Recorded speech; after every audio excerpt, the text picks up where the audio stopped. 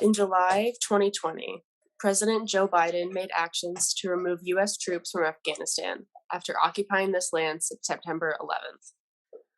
Currently, most Americans and the government believe that the U.S. military should intervene whenever necessary, which includes occupying territories regardless of whether or not it is for national security interest.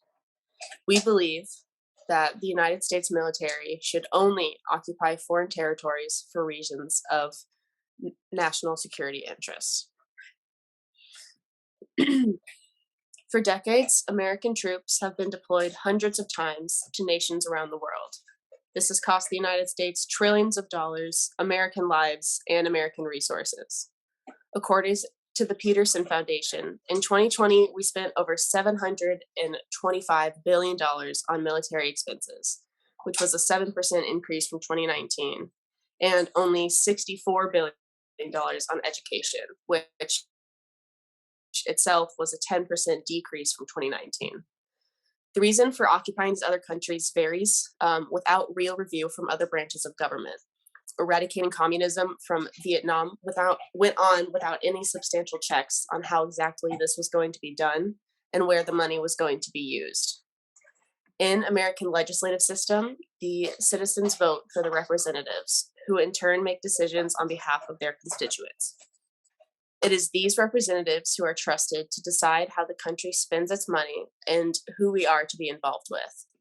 From Raskin, we know there is a system in place to prevent just the president or just the legislative bodies from deciding on whether or not to declare a war. But as shown during our time in Vietnam, Korea, and as well as after 9/11, there were ways around it. Decisions as big as occupying a foreign nation, where civilian lives, both American and other nations, are at risk, need to be made with logic and reasoning and not through emotions and revenge. Another side of this argument is that some Americans believe that the well-being of people around the world is the responsibility of our military and a good use of our resources. There are ways to do this without using the military as a demonstration of power, but is often used as one, and is used as a way for our military to enter foreign territories. It is impossible to do this without being perceived as a threat. These expensive choices made to help foreign countries either prevent communism or stabilize the government are done without first reviewing what is needed in America itself. As I talked about earlier, the largest percent of our government's budget goes to the military. We do not believe the well-being of other people around the world is the job of the American military and should not be used as reasoning for creating destruction, or occupying these foreign lands. Without legislative policy changes, American lives, dollars, and resources will continue to be misused. To accommodate for the changes that we're proposing, the legislature will need to make huge changes as well. Not only or no longer does the United States need to be the world's police force, and nor do we need to use our military forces just to aid other countries in their pursuits. Currently, the Constitution states, "The President shall be Commander-in-Chief of the Army and Navy of the United States and of the militia of the several states when called into the actual service of the United States." So to fulfill this course of action, legislation must be drafted to include phrasing such as, "The President, as Commander-in-Chief of the Army and Navy, shall take care to only utilize such forces when it's absolutely necessary to protect the security of our nation."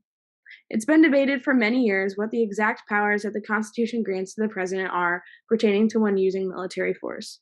Obviously, right now, Congress is the only one with the power to actually declare war. However, as Commander-in-Chief, the President also has lots of power just as a public figure.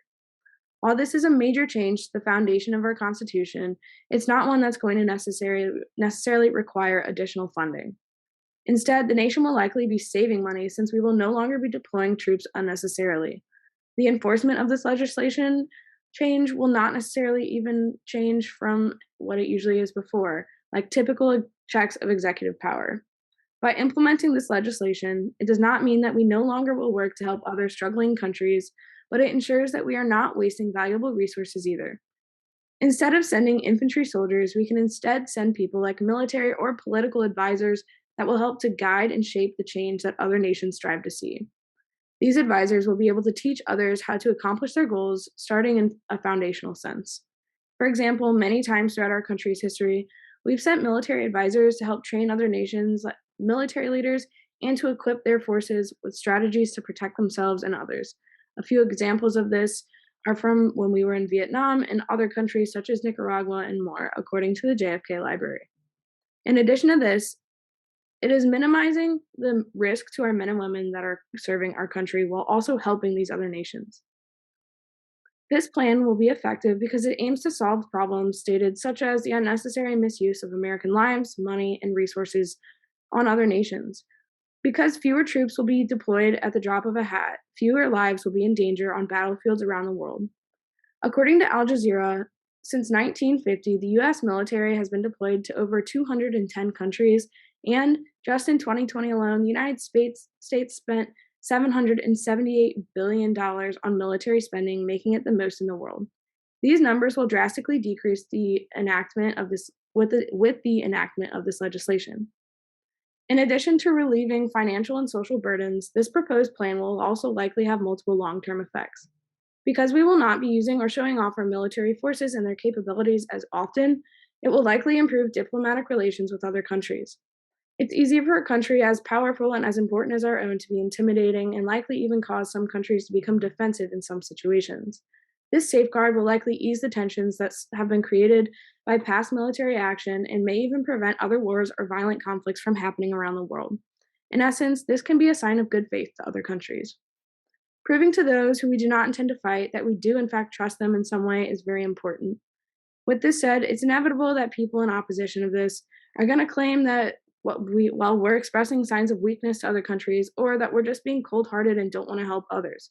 However, these are just not viable claims.